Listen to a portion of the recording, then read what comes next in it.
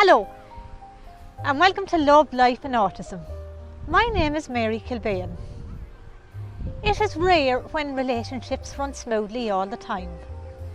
For people on the autistic spectrum, the challenges that come with being in a relationship can be very difficult. This film is all about those on the autistic spectrum who are in a loving relationship. Now let's hear their stories. I met Marie in the Milestone in Balbriggan. It's a nightclub, or a disco was actually, through a friend of mine who introduced us. We are going out now, it's approaching 3 years, the 12th of October, so it's really time's flying, you know, it's great. You know. I met him at Wynn's Hotel when I turned up for the Star Trek Club. Oh, we go to the Gresham or sometimes to the Westbury, or we go to the Longstone pub and sometimes the cinema. If it's good weather, like we take a flask and, you know, Phoenix Park or somewhere near the beach for our outings. And we have to always remember though to get back to our bus stops, you know, because I'm aware to just get home from the 46A and I have to get up to Parnell Street, you know, so yeah. Well, the first time that I met Damon, he did not have the beard, so he was drop dead gorgeous to me. So I fancied him a lot, so I asked him out on a date, and then it went on from there.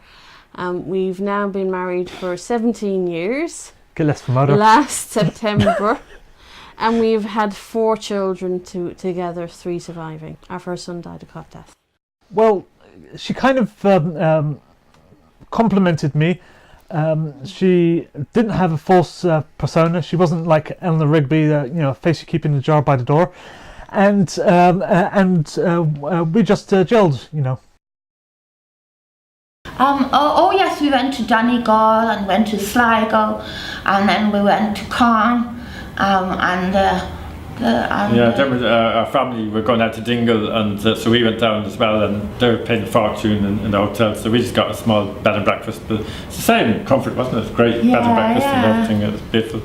And but the thing is that when we leave Dublin we have to get a boundary list, you know, to go outside Dublin, you know. Boundary list is Karen's mother and sister needs to know exactly who you're meeting, the times, the trains, the buses, and phone numbers for the B&Bs and all this kind of ins and outs. That's right, and where the guard station is, and also where the hospitals are in case anything happens, and that should be okay. That.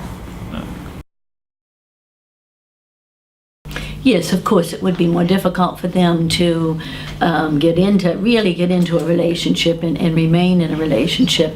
That there's a lot of miscommunication. There's a lot of things that you kind of miss out on. You know, in relationships, a lot of what happens is nonverbal. Now, there's also if it's your girlfriend, if you have a girlfriend, yeah, girls tend to yappity yappity yap. But if your girlfriend also is on the spectrum, that she probably isn't as verbal about her feelings, about her emotions, and it may not even be clear in her own mind exactly what's wrong. You know, there's something that's not quite right here.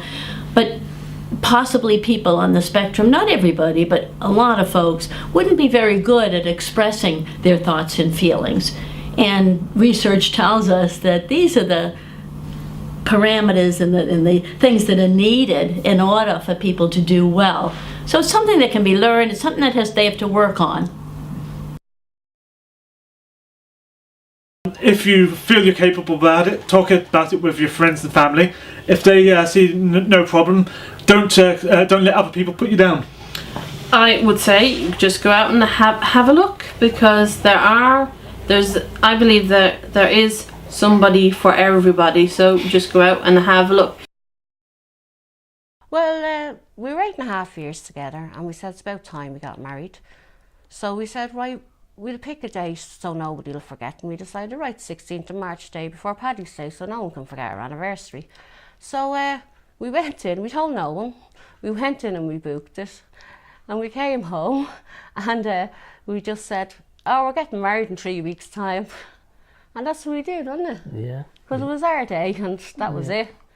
It wasn't a big wedding, it was No. just, we went to a registry office in Dublin, and we just had immediate family. Where, well, we just had a small reception in town. Yeah, and in then, the hotel. yeah, and then after that we went and off. We went off to Galway, Galway for a honeymoon, and then drove we around. went Kerry, wasn't it? Yeah. And then we went to Rosslare. Yeah. So And it was great. It was brilliant. so that was our wedding. We Yeah. didn't go out spectacular or anything. It was just nice But it and suited quiet. us. It was just us. That's we done what what we we wanted. wanted Yeah, to do. yeah. And at the end of the day, We knew if there was going to be a big wedding, there'd be more. You know, weddings and yeah, families. to invite everybody. I'd be mad. So we just did it ourselves. And Mm. but the funny thing about it is, you know what they all said to us? It's about time. After 8.5 years together, and they all gave us wedding presents and all, and they were delighted for us. Like, so, you know, that's just what we did. Well, I think, again, anyone that wants to have children, and they should have children. I think that's fine, as long as, once again, they understand the responsibility, that they're prepared for it as best they can. Most parents these days take prenatal classes. I know my son and daughter-in-law and everybody in their neighborhood went and took all sorts of child safety and all kinds of things. So I think but that's the piece, is putting yourself out there and accessing, you know, a parenting course, speaking to other people about what they know about you and what they see are going to be your strengths as a parent and what their concerns might be for you as a parent, so that you have that level of awareness prior to deciding whether or not you want to go ahead and be a parent. We were planning to have a child at the time, and actually we went and well, the day we found out, we actually went and bought a kit for for a test, and redone a test, and it was positive, and that was it. Waiting, weren't we? Yeah, and we knew we were having, there was a baby on the way. We were delighted with ourselves, weren't we? Yeah. Brilliant. Totally brilliant. Yeah. Wasn't it? You're celebrating. It's great. Are autistic spectrum disorders, also known as ASDs, are they hereditary, or do they run in families, or is it just a coincidence that sometimes you see more than one child in a family affected? Well, the answer to that is that we think that they are hereditary because they tend to run in families. We know that where one child in a family is affected with autism, that there's a 10 to 20% chance of another child being affected, and also that other family members might have traits of autism without having a full autism diagnosis. I was diagnosed by Dr. Rita Hone in 2011 officially, but I actually knew I had Asperger's myself through self-diagnosis. I just went ahead and went and got myself done, but the children came first. We got the children sorted out first, and after that, it was my turn to get found out. No, Robbie is just always Robbie, and he always will be. Like, I suppose now looking back, there's a couple of things. Everything has to be perfect, and I mean perfectly. There's a little mark in it.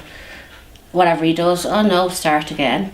And then you say to him, does this look okay? You know, thinking you're gorgeous in it, and you go, oh, it's alright, and stuff like that. But then he wouldn't be long about telling me if something looked awful on me, you know, or what do you want another handbag for? You have another handbag that colour. What do you want another pair of boots for? You've another pair of that colour. And you'd say, well, like, they're different sizes or different shapes, different styles. Right, you'd go, that'd be it really, you know, so like, no.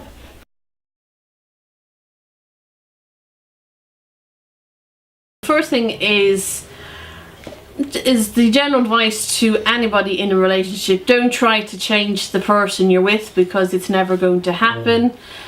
It's definitely never going to happen with a person with autism, so you can save yourself a lot of arguments, well, yourself a lot of trouble and grief, because you cannot have an argument with a person who can see all sides of every argument.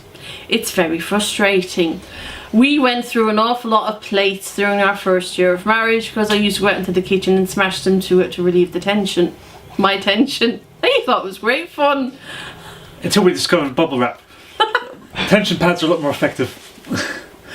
No, the one thing is, don't see things in terms of black and white. It doesn't have to be A or B. There's a whole variety of different options, and you can see the different ideas. So there's always give and take. You don't sit there and basically say, I've got to do this and you've got to do that, and you don't love me if you do that, because that's completely silly, because that's not the way the universe works. And anybody who thinks it is, it's just about as stupid as they look. Also, we have the distinction of being the only couple on the entire planet Earth that one spouse has Asperger's, the other one has another form of autism diagnosed after marriage. Now, Damon was diagnosed before marriage. That is still together in a marital relationship after 10 years. Where the spouse hasn't been adopted by the other spouse as an errant child. As another child. Who described autism or ASDs were Leo Kanner and Hans Asperger. Leo Kanner was a child psychiatrist who worked in Johns Hopkins in America, and Hans Asperger was a paediatrician who worked in Vienna. And within a year of each other, they both published manuscripts describing children presenting with a very particular pattern of behaviours with deficits in social interaction, communication, and rigid and repetitive styles of behaviour. Now, both Kanner and Asperger felt that there were hereditary elements to ASDs, to these conditions that they saw. Asperger believed that many of the dads of the young people that he saw might have had similar deficits. And Kanner felt that the children he saw came into the world with an innate inability to understand the world socially. But Kanner was quite controversial because actually, because of the eugenics movement in the States at the time and the backlash against that, it became quite unacceptable to say that things were innate. And so Kanner looked towards behaviourism and the environment to find an explanation, and unfortunately found a very unsatisfactory explanation when he looked to parents and blamed parents for their lack of emotional warmth, and that this might have caused these children to develop their difficulties. Well, my daughter initially, she was diagnosed with dyspraxia first, and we were just told, your daughter has dyspraxia, and we hadn't a clue, and we were frightened and gutted, I might as well tell you. But then when you get over the shock and the upset and the depression, because believe you me, you have all of that, and even you can blame yourself, can't you? And say, what have I done and all that? Because it's a frightening word, because you don't know anything about it, and knowledge is power. We looked into it and we got some great occupational therapy for her. And then a few years later, she was diagnosed with Asperger's. And again, we looked it up, you know, and looked into it and tried to get her the help we got her, and just lived the way we live. Yeah, well, basically, go with your gut instinct. If you think there is something wrong with your child when they're young, with their speech, is get it checked out, and Their hearing. once you get them into the system, and through the doctors get them diagnosed, and then if they're into the system, then into the proper schooling. It's like Robbie went to outreach school first with beach parks. Yeah. And honest to God, the difference it made, because we didn't think he'd ever talk properly, we didn't think he'd ever be able to do anything. And even I suppose as a parent, you can get down and you think, will my child ever be able to? And the teacher showed me 2 children that started that was like Robbie, that couldn't talk. And the difference it made was unbelievable. Like that, but always go with your gut instinct, because no one knows your child better than you do. Don't listen to anybody else, just go with it. And even if people say, oh, it's in your imagination or whatever, don't listen to them. You know your child, and you know what's right for them and what's good for them. And if help is given, take it. And when you do, you'd be surprised. Well, I would find that I didn't have a diagnosis until a few years ago, so I actually thought, well, I'm fairly normal, but I really do get on my husband, who has autism. I have acquired a few of the traits by living with him, I thought. And so what happened was that I just parent my children in the way that any parent would. The fact that they have to respect their elders, have good manners, do well at school. Now, there are certain things that we do, well, not let them off on, but we do take into account their special needs. Like, I won't force them to behave themselves if they feel like they have to run around and jump and scream and shout. I'll let them get that out of their system, then we go off and we do something else. Like, for instance, if we go on the bus or the train, my children will be seen outside running around, screaming and shouting, getting it all out, so that when we're on the bus, they're nice and quiet.